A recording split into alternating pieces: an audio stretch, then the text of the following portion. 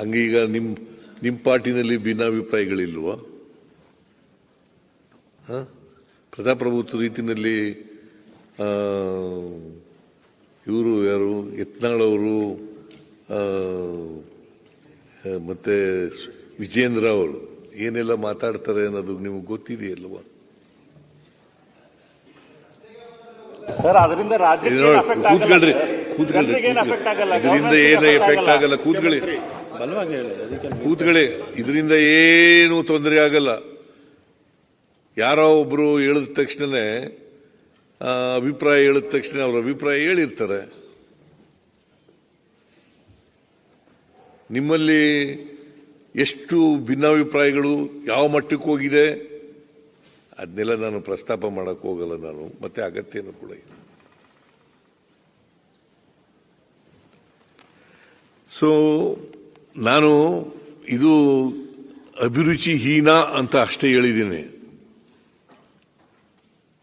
ನೀವು ಇಲ್ಲ ಅದು ಅಭಿರುಚಿಗೆ ಸರಿಯಾಗಿದೆ ಅಂತ ಅನ್ಕೊಂಡ್ರೆ ಓಕೆ. ಕರಿಮಣಿ ಮಾಲೀಕ ಯಾರು ಅಂತ ಕೇಳೋದು ಸರಿಯಾಗಿದೆ ಅಂತಂದ್ರೆ ಓಕೆ.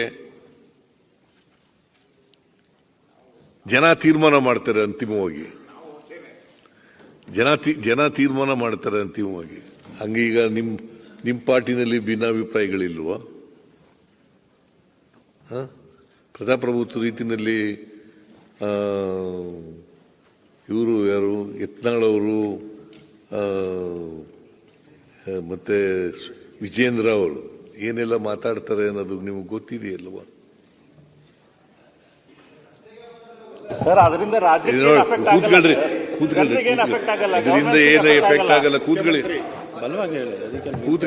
ಇದರಿಂದ ಏನು ತೊಂದರೆ ಆಗಲ್ಲ. ಯಾರೋ ಒಬ್ರು ಹೇಳಿದ ತಕ್ಷಣನೇ ಅಭಿಪ್ರಾಯ ಹೇಳಿದ ತಕ್ಷಣ ಅವ್ರ ಅಭಿಪ್ರಾಯ ಹೇಳಿರ್ತಾರೆ.